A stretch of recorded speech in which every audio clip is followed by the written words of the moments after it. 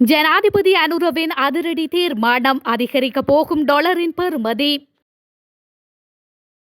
வரையறையின்றி ராஜபக்ஷக்களால் வீணடிக்கப்பட்ட மக்களின் பணம். இனி 9 வயதில் திருமணம் செய்யலாம், நிறைவேற்றப்பட்ட புதிய சட்டம். காவல் நிலையத்தில் உயிரிழந்த தமிழ் பெண் ஸ்ரீதரனால் வெடித்த சர்ச்சை. மாற்றமடைய போகும் பரீட்சை முறைகள் கல்வி அமைச்சர் வெளியிட்ட தகவல். சபையில் பொங்கி எழுந்த எம்பி அர்ச்சுனா அரசு தரப்பு வழங்கிய பதிலடி. தேங்காய் விலை 300 ரூபாவாக உயரும் சாத்தியம். தாஜுதீன் லசந்த கொலைகள் குறித்த விசாரணைகளில் சிக்கல், ஜனாதிபதி அறிவிப்பு. மக்களின் பணத்தை வரையறையின்றி வீணடித்தவர்கள் ராஜபக்ஷ குடும்பத்தினரே என்பதை பகிரங்கமாக அறிவிக்கின்றேன் என ஆளும் தரப்பின் நாடாளுமன்ற உறுப்பினர் பிமல் ரத்நாயக்க தெரிவித்துள்ளார். நாடாளுமன்றத்தில் நேற்றைய அமர்வின் முடிவில் கருத்து தெரிவிக்கும் போதே அவர் இதனை கூறியுள்ளார். இதன்போது கருத்து தெரிவித்த அவர், பாதுகாப்பு தரப்புக்கு சொந்தமான உடைமை ராஜபக்சர்கள் வீணடித்துள்ளனர் என்பது அம்பலமாகியுள்ளது. கொழும்பில் உள்ள பாதுகாப்பு தரப்புக்கு சொந்தமான விடுதியில் இவ்வளவு காலமும் முன்னாள் ஜனாதிபதி தங்கியுள்ளார். உங்களால் மாதம் ஒன்றிற்கு 4.5 மில்லியன் பணத்தை செலுத்த முடியும் என்றால் தாராளமாக தங்கியிருக்கலாம். அதற்கு தேசிய மக்கள் சக்தி இந்த தடையும் செயல்படுத்தாது. இங்கு ஒன்றை குறிப்பிட்டாக வேண்டும். எதிர்க்கட்சி தரப்பினர் என்ன செய்கின்றார்கள்? ராஜபக்சக்களுடன் பேச்சுவார்த்தையை முன்னெடுக்கின்றார்கள். முன்னாள் ஜனாதிபதி ரணில் விக்ரமசிங்கவுடன் கலந்தாலோசிக்கின்றார்கள். அது மாத்திரமல்லாது இன்று கிளீன் ஸ்ரீலங்கா தொடர்பில் விமர்சிக்கின்றார்கள். உங்கள் கொள்கை நிலையில்லாதது உள்ளமை இதன் மூலம் வெளிப்படுகின்றது. எதிர்க்கட்சி உறுப்பினர்களே, நீங்கள் யாருக்கு ஒத்துழைப்பை வழங்க உள்ளீர்கள்? ராஜபக்சர்களுக்கா, ரணில் தரப்புக்கா அல்லது மக்களுக்கா என்பதை விளக்க வேண்டும். கிளீன் ஸ்ரீலங்கா என்பது சிங்கப்பூர் நாட்டின் பிரதி என கூறுகின்றீர்கள். ஆனால் அதனை வாசித்தவர்கள் வேறேனும் சபையில் உள்ளார்களா என்று அவர் மேலும் கேள்வி கேட்டுள்ளார். கொழும்பு மருதானை காவல் நிலையத்தின் சிறை கூடத்தில் உயிரிழந்த வடக்கை சேர்ந்த தமிழ் பெண் தவறான முடிவெடுத்து உயிரிழக்கவில்லை எனவும் அவர் கொலை செய்யப்பட்டிருப்பதாகவும் நாடாளுமன்ற உறுப்பினர் சிவஞானம் ஸ்ரீதரன் தெரிவித்துள்ளார். இன்று இடம்பெற்ற நாடாளுமன்ற அமர்வின் போதே அவர் இதனை குறிப்பிட்டுள்ளார். அத்துடன் கைது செய்யப்பட்டு தடுத்து வைக்கப்பட்ட பெண் எவ்வாறு காவல் நிலையத்தில் தவறான முடிவெடுத்து உயிரிழக்க முடியும் என்றும் அவர் மேலும் கேள்வி எழுப்பியுள்ளார்.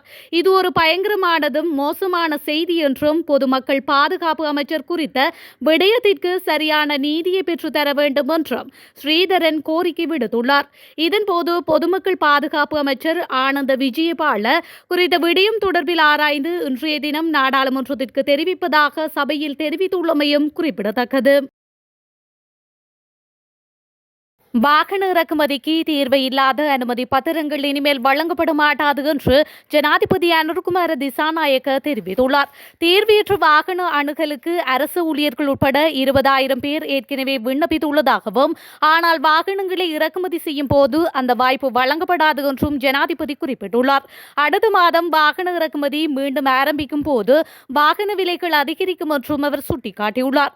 வாகன இறக்குமதி 5 ஆண்டுகளாக நிறுத்தப்பட்டிருந்ததாகவும் 2018 ஆண்டில் வாகன இறக்குமதிக்காக சுமார் $2 பில்லியன் 2019 ஆண்டில் $1.4 பில்லியன் செலவிடப்பட்டுள்ளதாகவும் ஜனாதிபதி சுட்டிக்காட்டியுள்ளார்.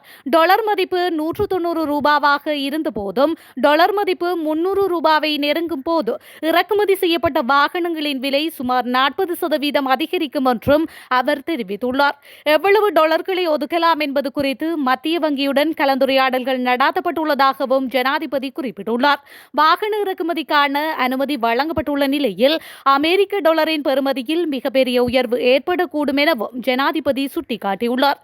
எனவே ஆரம்பத்தில் வாகன விலைகள் அதிகரிக்கும் என அவர் ஒரு தொலைக்காட்சி நேர்காணலில் மேலும் தெரிவித்துள்ளமையும் குறிப்பிடத்தக்கது.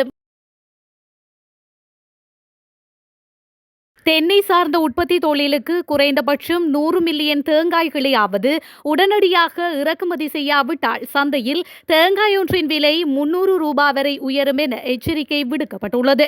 கைத்தொழில் துறையினர் அதிக விலைக்கு தேங்காய்களை கொள்வனவு செய்வதால் நுகர்விற்கான தேவை 250 முதல் 300 ரூபாவாக உயரும் என இலங்கை தேங்காய் கைத்தொழில் சபையின் தலைவர் ஜெயந்தர சமரகோன் தெரிவித்துள்ளார். கைத்தொழில் துறைக்காக 100 மில்லியன் தேங்காய் பால், உறைந்த தேங்காய் தேங்காய் துருவல் அல்லது துருவிய காய்ந்த தேங்காய்களை உடனடியாக இறக்குமதி செய்யுமாறு அரசாங்கத்திற்கு அறிவிக்கப்பட்டுள்ளதாகவும் இதற்கு அரசாங்கத்திடம் சாதகமான பதில் கிடைத்துள்ளதாகவும் அவர் தெரிவித்துள்ளார். துண்டுகளாக்கப்பட்ட காய்ந்த தேங்காய்களை பயன்படுத்தி தேங்காய் எண்ணெய் தயாரிக்கலாம் என்றும் அவர் கூறியுள்ளார்.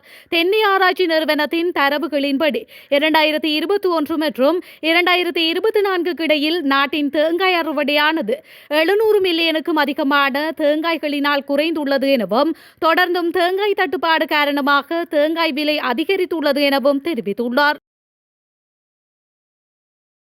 நாடாளுமன்றில் பேசுவதற்கான நேரம் ஒதுக்கப்படாமை குறித்து நாடாளுமன்ற உறுப்பினர் ராமநாதன் அர்ச்சுனா முன்வைத்துள்ள குற்றச்சாட்டுகள் எதிர்க்கட்சிக்கு பொறுப்பான விடயம் என ஆளும் கட்சி தெளிவுபடுத்தியுள்ளது.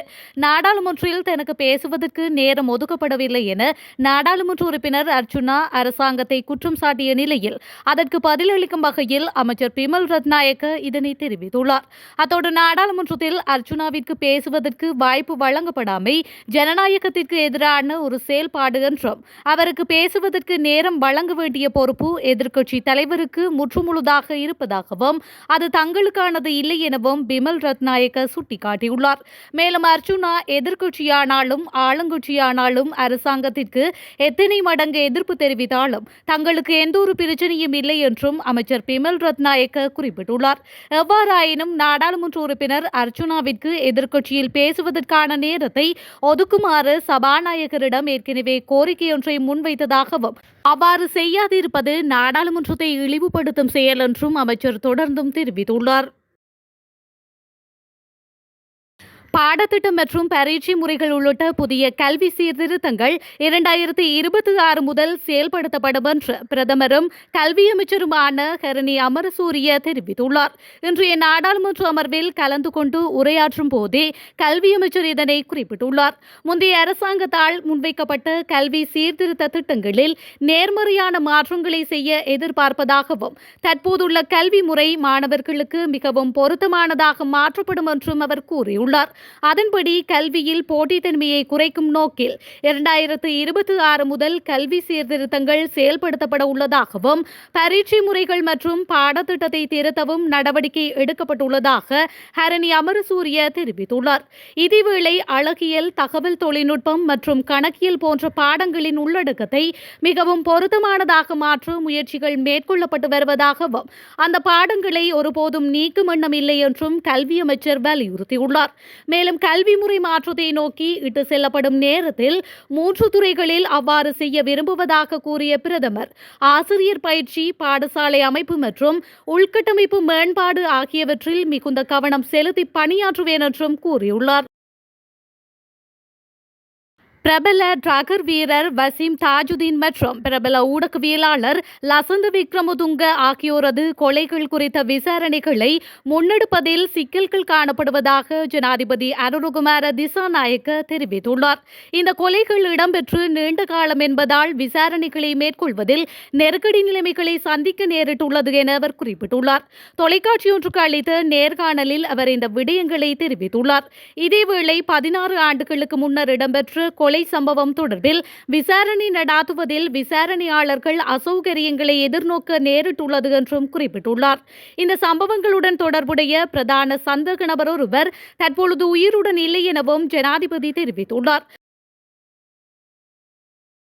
ஈராக்கில் சிறுவர் திருமண சட்டம் நிறைவேற்றப்பட்டுள்ளது. இந்த புதிய சட்டத்தின்படி இனி 9 வயது சிறுமிகளுக்கும் திருமணம் செய்து வைக்க முடியும். ஈராக்கில் கடந்த 1959 ஆண்டு முதல் சிறுவர் திருமணம் என்பது சட்டபூர்வமாக இருந்து வருகின்றது. அந்த வகையில் தற்போது அதில் சிறிய மாற்றம் மட்டும் செய்யப்பட்டுள்ளது. குறித்த சட்ட திருத்தம் நேற்று அந்த நாட்டு நாடாளுமன்றத்தில் நிறைவேற்றப்பட்டுள்ள நிலையில் இந்த சட்டத்தின்படி இனி ஷியா பிரிவு இஸ்லாமியர்கள் 9 வயது முதல் சிறுமிகளுக்கு திருமணம் செய்து வைக்கலாம். சன்னி இஸ்லாமிய பெண்களுக்கு திருமண வயது 15 நிர்ணயிக்கப்பட்டிருக்கின்றது. இந்த சட்டம் நிறைவேற்றப்பட்ட நிலையில் நீதியை மேம்படுத்துவதற்கும் மக்களின் அன்றாட வாழ்க்கையை ஒழுங்கமைப்பதற்கும் மேற்கொள்ளப்பட்ட முக்கியமான படிதான் இந்த சட்டம் என்று நாட்டின் சபாநாயகர் மஹ்மூத் அல் மஷாதானி கருத்துரைத்துள்ளார்.